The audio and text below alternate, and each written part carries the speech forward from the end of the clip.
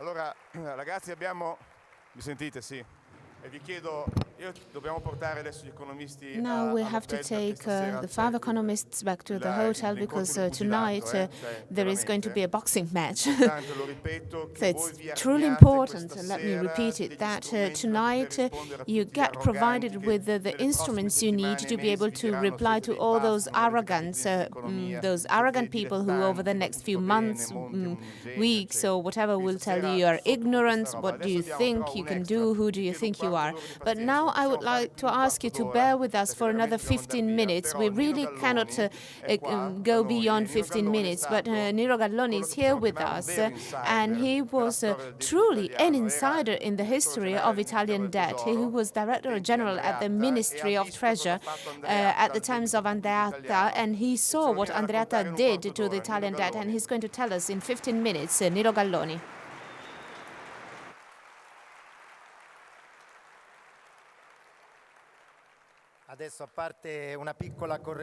Now, let me slightly correct what Paolo said. However, within the 15 minutes allotted, che credo importante che poi nei miei numerosi, anche troppo numerosi libri, qualcun altro potrà avere già letto, ma intanto è utile qui. In my books and in my publications. However, I think it is important to share Ho fatto il mio corso universitario dai 40 ai 35 anni fa. Ed era normale quello che abbiamo sentito dai nostri relatori dell'MMT, era post-keynesismo, era Caldor, era rapporto Radcliffe. All those things that made it possible to govern an economy in a relatively balanced way, to have it grow. Then, in the 1980s and 90s, the currency and the currency policies had disappeared from Italian universities. You couldn't speak about currencies. It was forbidden. It was just a no-go area. After my university degree in Rome and after my research in Berkeley, I started working as a state employee. At the time, we had a Ministry for Budget and Economic Planning, which is now part of the Ministry for Economics, and I also worked together with Federico Carfè. Basically, what happened is we started receiving employees from the International Monetary Fund who were replacing some of us, earning incomes that were totally different from ours. However, they did not know more than we did. We had studied, we had passed the competitive exams, and here is when the first frictions emerged. To make a very long story short, I hypothesized what would have happened by separating the Treasury from the Bank of Italy, which, if you like, is the pillar, the linchpin of everything we are saying here, where the state is not issuing its own currency, but is bound by its connection with the banks that have to buy its bonds at very low interest rates, which is more or less the same thing as issuing currency. There isn't a huge difference. But instead, what happened is that the state relinquished this ability and decided to go directly on the market. And in fact, it's not the market, it's 4, 5, 6 large banks, previously public banks, in the process of being privatized, which use and used an even more dramatic method to make sure that interest rates went constantly high, went constantly up, skyrocketing.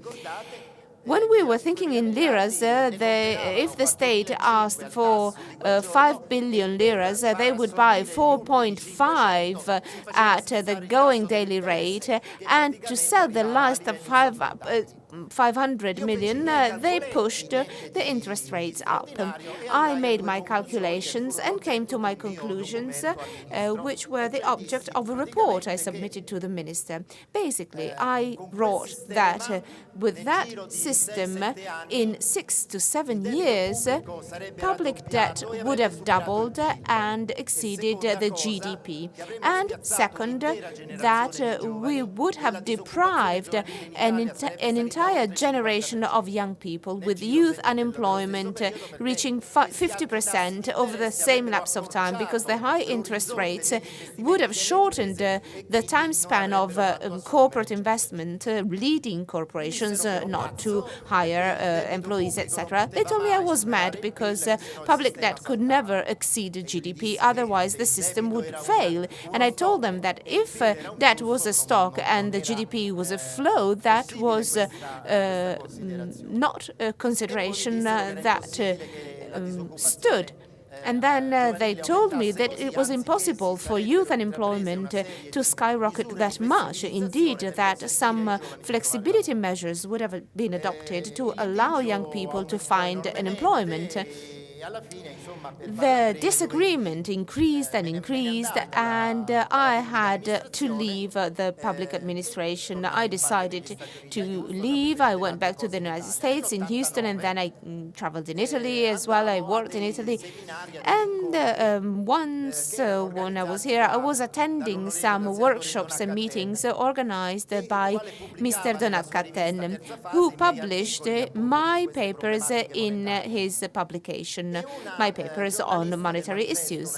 And Norma Rangieri, then journalist at Manifesto, wrote an article on myself saying that since public debt had overcome GDP that year and youth unemployment in Italy was a world record of 56%, there was a member of staff at the ministry who had told that that would happen, and instead of being paid heed to, he was forced to go. This caused a lot of media hype, and Giulio Andreotti, who was asked to set up a government, wrote to me, "Mr. Galloni, would you like to work with me to try and save the economy of this country?" And of course, I enthusiastically accepted. I worked together with his closest collaborator, who asked me, what should I do to change the economy of this country? And he said it with a very thick southern accent, so you probably know what Italian minister that was. However, let me come to the end of my short presentation. He told me, ask for the Ministry of Budget for the next government and put me as head of the structure, and I will take care of everything. And that was the case. He called me, he told me, I'm the Minister of Budget, so I started working with him. He made me head of the ministerial structure and of a group of 25 university professors. And we started to working on the multi-annual economic planning document. The end goal of this action of mine was to slow down the process that would have brought us to the euro, not because we didn't want that to happen, but because we wanted it to occur in a different time frame, to allow Italy to get used to a new industrial context, because that would have made the difference between creating good employments or losing employment. After a few weeks working on this project, a huge catastrophe ensued. The Agnelli Foundation, the Business Confederation in Italy called the then Minister of Treasury, Guido Carli. He received a telephone call by Helmut Kohl, nothing less.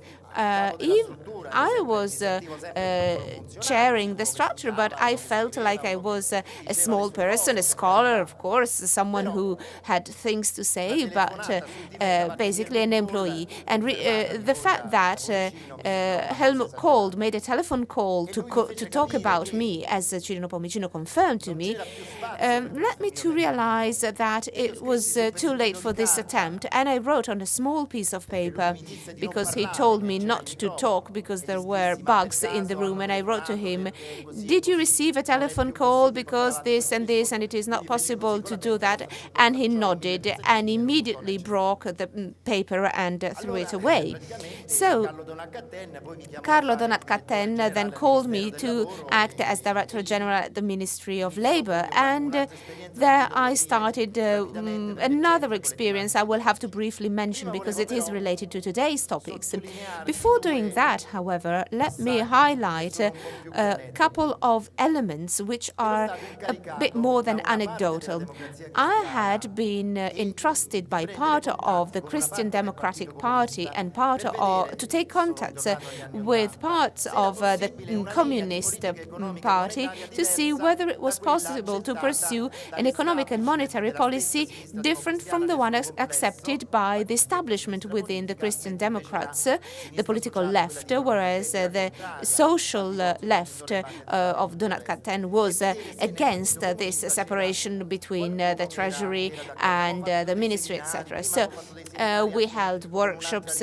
We had organized the previous workshops with another magazine called Itinerari, which invited people to see what we were discussing. One of them were Mario Draghi, another one was Giulio Tremonti, so nice persons who then made a big career. So what happened when I got in contact with Azzolini? Well, Carlo Azeglio Ciampi called Berlinguer and said that had we pursued along that road, had we talked about currency, all the children of the communists who were in the study departments of banks would have been sent home.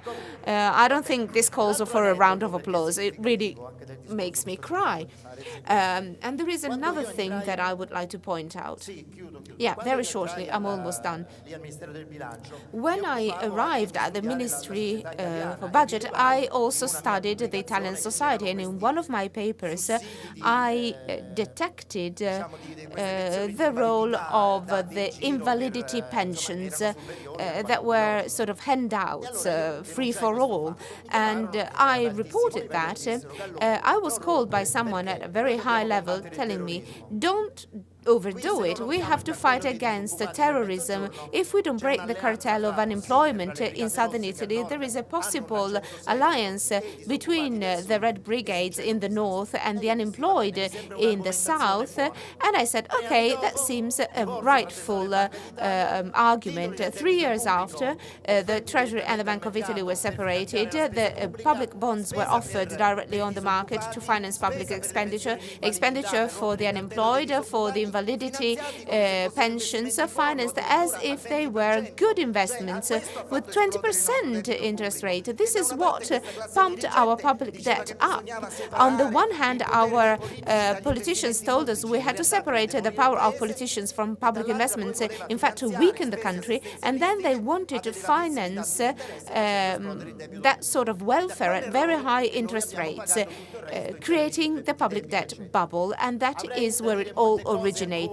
I have a lot of things to say about the problems I have tried to fight against at the Ministry of Labour, against the confusion between the flexibility of labour, which was necessary, and the precarious nature of work that has been a true problem for us, and remind very briefly that unfortunately until the 1990s, directors general could take ministers and put them in a corner in the interest of the country, after which we were marginalized and we became servants. So rather than state employees, we became government employees, and that is another movie. Now, to sum up, because I think it is important to remind you of the following, I have written a book titled Who Betrayed the Italian Economy that was just published. I have brought a copy for our guests. However, I have come to the conclusion that Mr. Moro's kidnapping and killing is yet another attempt to weaken Italy, because both Buffy and his entire school wanted Italy to be in Europe, but with an appropriate time frame, with appropriate procedures. So Italy, that manufactured with its industry, with its state participations, with alternative models, was scary and was very inconvenient, both for the French and for the Germans. Thank you.